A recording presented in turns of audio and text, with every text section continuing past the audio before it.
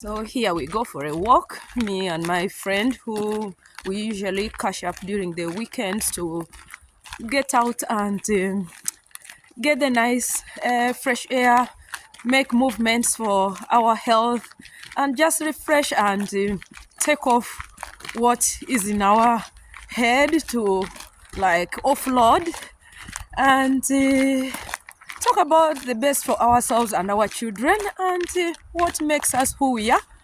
So today is Women's Day. We are taking our walk. Happy Women's Day, my dear. Thank you. Same to you.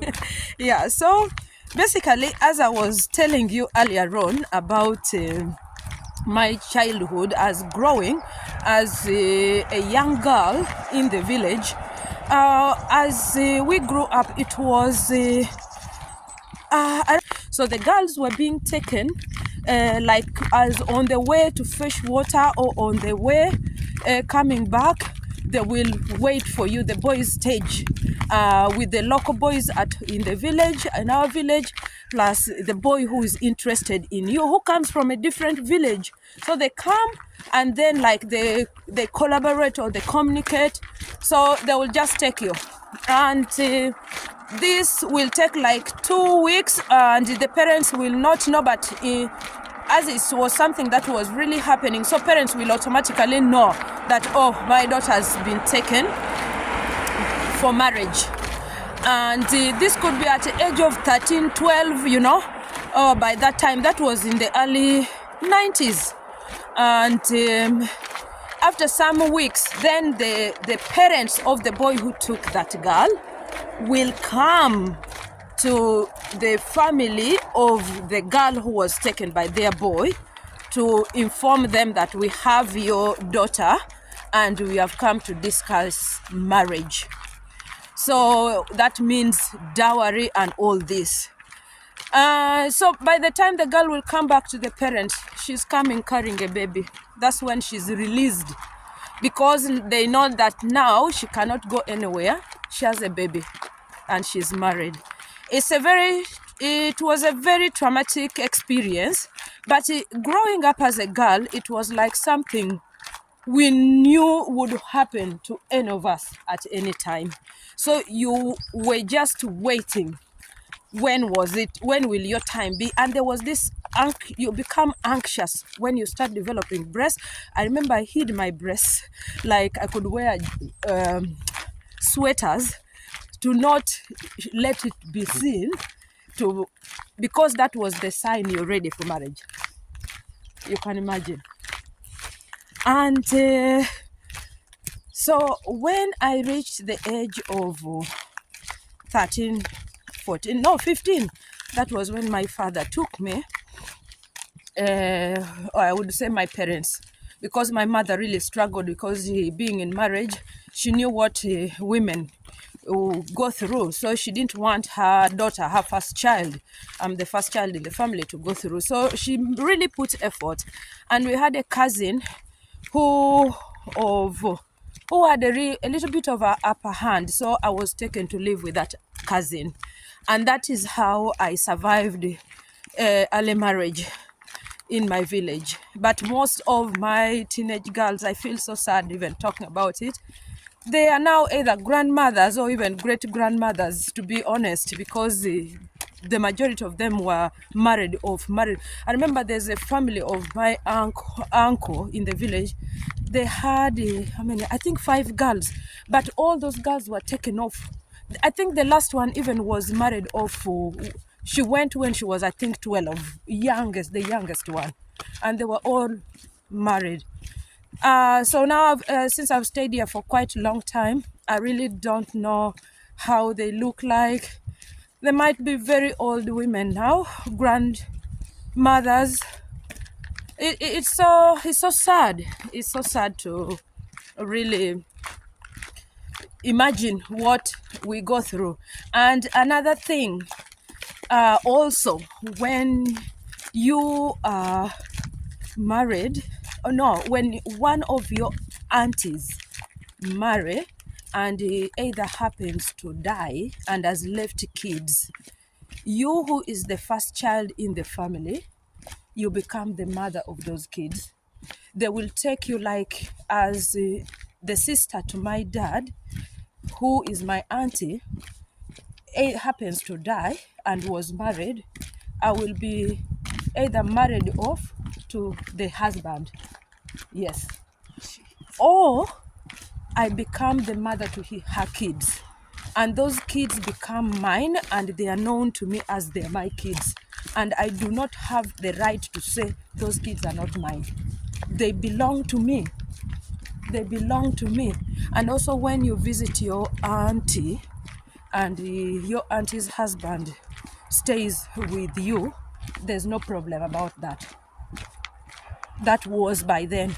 But luckily enough, that now things are changing, that you find that the development or the Western world have come into help back home in Africa or in Uganda, where I am, by spreading this girl child and helping to promote girl child education has really helped and reduced this kind of act that were being done to girls in the village. So it still happens deep down in the village, deep down further away in the village, remote villages. We still experience that, yeah, according to what I hear. But it's very, very horrible treatment to young girls that you according to, I would say, the society norms of my country, put those expectations from girls that when you're at this age, you are supposed to be married. You are not supposed to say something about yourself. You have no rights to talk about your own body.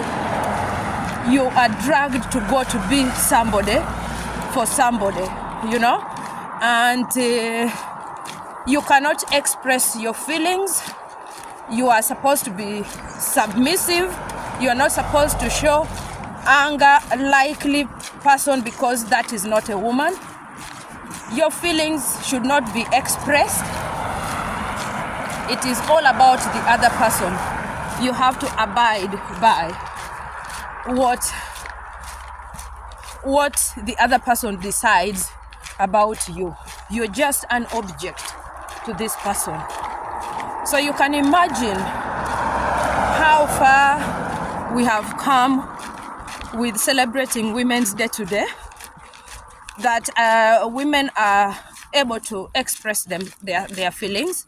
They are able to say what is unfair to them. We are able to stand and to walk away from things that don't matter for you, or things that you feel does not apply to what you are supposed to be. We have self-expression, that you're able to express yourself. That is what I see according to now. Like for me, the things I've gone through, I'm divorced, but the divorce has taught me a lot. I sat down into so many things that I look unto myself right now, and I say, thanks to the Norwegian system and the country, because I wouldn't be who I am if I was back in my country, and I wouldn't have been able to make the decisions that I'm making now for myself, for my well-being, and being able to communicate my mind and try to work towards betterness of myself and standing for the rights of other women and becoming that example who, with the experience that you can do it, you can be this, you have a right to speak to yourself, for yourself. You have a right to say what matters for you. And it is so important that every human being is allowed to have the freedom to speak about themselves, to express their feelings, if there is something unfair to them. I think that is something we should continue working on, to giving women that freedom to express themselves, the fairness to be heard and not be judged because you walked away from marriage. Now you are a wrong person. Because back in my country, if you are divorced or if you run away from your husband,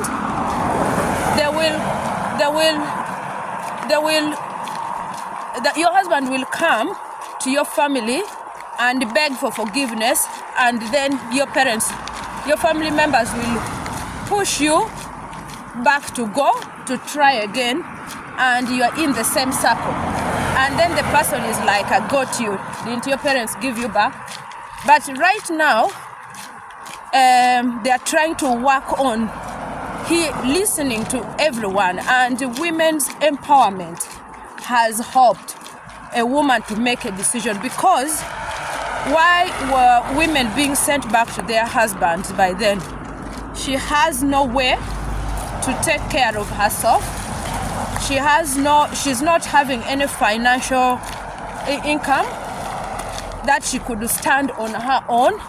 But right now, many women are able to create their income in different ways. They are being empowered by different organizations, or they are educated, or they are starting different businesses to support themselves and say, regardless, I can stand on my own. I can feed myself. So women's empowerment is something important that really, I would say, it has helped me educating myself here in Norway, and I'm able to pay my house rent, my bills, dress myself, feed my kids without looking unto a man that I wait for a man to put food on my plate. Give me money to go. I do it myself. I'm able to go in a store and buy a cloth I know I can afford based on my income, and I feel good about it, that this has come from my own effort or my labor. Whereby, if I was back home and I was a housewife, I would see something beautiful that I would love to have, but I can't afford it. And if I beg the man, he might not give you, or it will take a lot of discussion before you get that money, And not all get that opportunity to get that money. They just look into things and admire it. It goes like that. But here, I don't look and admire. I can save and say, okay, I want this, but I can save for 3 months or 2 months, then I buy. Or I can just buy within a month if I can afford it, based on the price range. So that is the empowerment I'm talking about, that has given me the freedom to be who I am, to be able to feel happy. I sleep, I feel peaceful. I sleep, I don't feel lonely. I have my solitude time, that the next man in my life is going to find me, not because I want financial support or I want what? I want a companion. That's all. Because I am able to take good care of myself, and that I feel so proud about. So today, as Women's Day, I encourage you, every woman out there, find a way to empower yourself. Yeah. Do you have anything to say about that? I think your story is just, I have no words. I have no words as a woman who has been born in a country where we've had rights for many years. Mm-hmm. I mean, I still feel like we're so much better than we were 50 years ago, 100 years ago, but there's still so much work to do. Mm. But to have had your experiences, I'm just heartbroken. Mm. And those other women who've had it worse, it's awful. Mm. And I celebrate having this luck, and I truly hope that one day we can live in a world where we are all just people. Exactly. not genders. We're just people, and we all give and receive the same amount of love and respect that we all deserve. Thank you. Yeah. Thank you for that. So that's our talk for today. We hope that we will one day live in a world where we are not judged by our gender, but we are just human beings living, and the differences we have, that's what makes us who we are. So thank you so much for this discussion. I just wanted to share my story today. Be blessed. Happy Women's Day.